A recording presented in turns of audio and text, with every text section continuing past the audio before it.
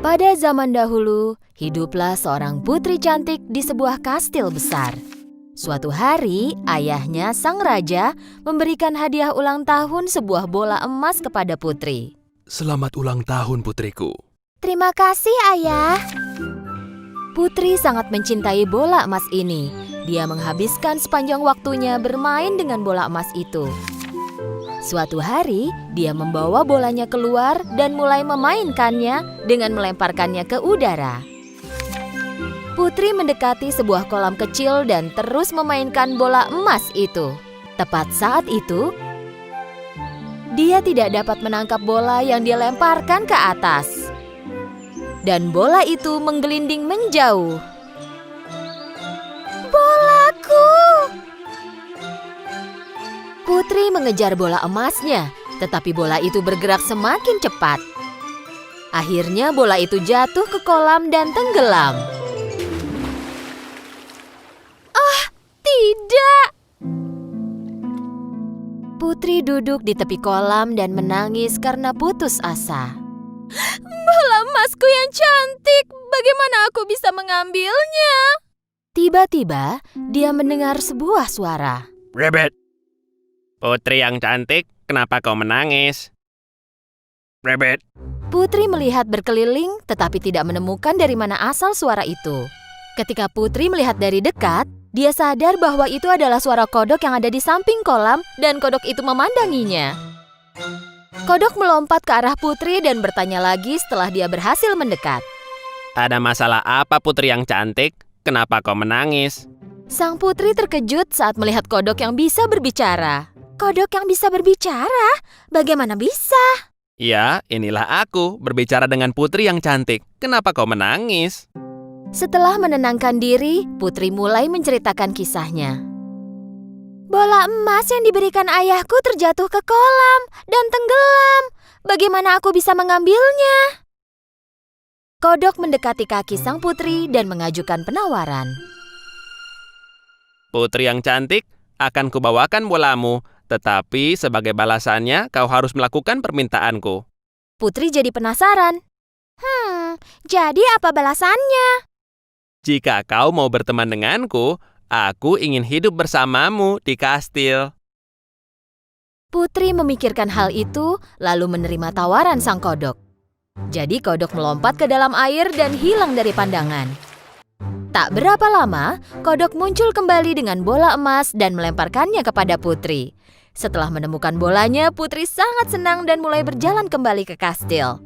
Melihat sang putri pergi meninggalkan kodok, kodok mulai berteriak. Putri yang cantik, kau melupakanku? Kau janji membawaku ke kastil. Rabbit. Putri berteriak dari jauh sambil tertawa. Bagaimana mungkin kodok jelek sepertimu membayangkan untuk hidup dengan putri cantik sepertiku? Rabbit. Sang putri meninggalkan kodok dan pulang ke kastilnya. Pada malam harinya, raja, ratu, dan putri duduk di meja makan. Tepat ketika mereka mulai makan, terdengar ketukan di pintu. Pelayan melaporkan bahwa seekor kodok telah tiba dan memberitahu bahwa kodok tersebut diundang oleh putri dan kini meminta izin untuk masuk. Raja dengan terkejut bertanya kepada putrinya. Ceritakanlah apa yang terjadi, putriku. Begini, ayah. Putri menceritakan semua tentang peristiwa yang terjadi pagi itu di kolam. Jika kau berjanji kepada kodok untuk mengembalikan bolamu, maka tepatilah janjimu. Raja memerintahkan pelayan untuk membawa kodok tersebut masuk. Tak lama kemudian, pintu terbuka dan kodok kecil melompat masuk dan berhenti di samping meja makan. Selamat malam semuanya. Dan terima kasih Raja karena sudah mengizinkanku masuk. Dengan satu lompatan besar, kodok mendarat di samping piringnya Putri. Putri memandang kodok dengan rasa tidak senang. Raja meminta sebuah piring untuk kodok, tetapi sang kodok menghentikannya.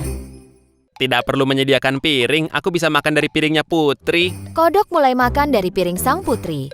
Putri sangat kesal kepada kodok, tetapi dia pikir bahwa kodok itu akan pergi setelah makan malam selesai dan tetap tidak berkata apa-apa.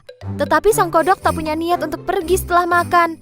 Ketika Putri meninggalkan meja makan, kodok mengikuti Putri ke kamarnya. Waktu berlalu dan kodok mengantuk. Putri, aku sangat mengantuk. Aku ingin tidur di tempat tidurmu jika boleh. Karena takut ayahnya marah, Putri harus menyetujui permintaan ini juga. Kodok melompat ke atas tempat tidur Putri dan tidur di bantal Putri. Sambil menahan amarahnya, Putri berbaring di samping kodok dan tertidur. Keesokan paginya, kodok membangunkan sang putri. Selamat pagi, putri yang cantik. Aku punya satu keinginan lagi darimu. Jika kau melakukannya, aku akan segera pergi. Mendengar bahwa kodok jelek itu akan segera pergi, tanpa kentara menunjukkannya, Putri sangat senang. Baiklah, katakan apa yang kau inginkan. Aku ingin kau menciumku, Putri. Putri melompat dari tempat tidurnya dengan sangat marah. Beraninya kau, itu tak mungkin. Senyum di wajah kodok pun hilang dan digantikan oleh air mata. Putri berpikir sejenak. Baiklah, apa susahnya dengan satu ciuman kecil? Lagi pula aku tak akan melihatnya lagi. Dan akhirnya Putri pun mencium sang kodok. Segera setelah Putri mencium sang kodok, sebuah cahaya menyilaukan menutupi kamar itu. Karena silau, Putri tak bisa melihat apapun. Tak lama kemudian, cahaya itu menghilang. Putri mulai dapat melihat lagi, tapi kali ini dia tak percaya pada apa yang dia lihat. Tepat di mana tadinya kodok berada, kini berdiri seorang pemuda tampan. Sang putri kaget dengan apa yang dia lihat. Dia tak percaya dan kemudian bertanya, "Siapa kau? Bagaimana dengan kodok yang tadi berdiri di sini?" Putri yang cantik, aku adalah pangeran dari negeri yang jauh. Penyihir jahat mengutukku dan mengubahku menjadi seekor kodok. Untuk mematahkan kutukannya, aku harus bermalam di samping seorang putri dan mendapatkan ciuman darinya. Berkatmu, aku dibebaskan dari kutukan menjadi kodok selamanya. Sang putri sangat terkejut, tetapi juga sangat senang dengan apa yang dia dengar. Keduanya pergi menghadap raja dan menceritakan semuanya. Ini harusnya pelajaran kedua yang diajarkan kodok kepadamu, putriku. Kita tidak boleh menilai seseorang hanya dari penampilannya dan menghakimi tanpa tahu seluruh kebenarannya. Raja menjamu sang pangeran beberapa hari lagi di kastilnya.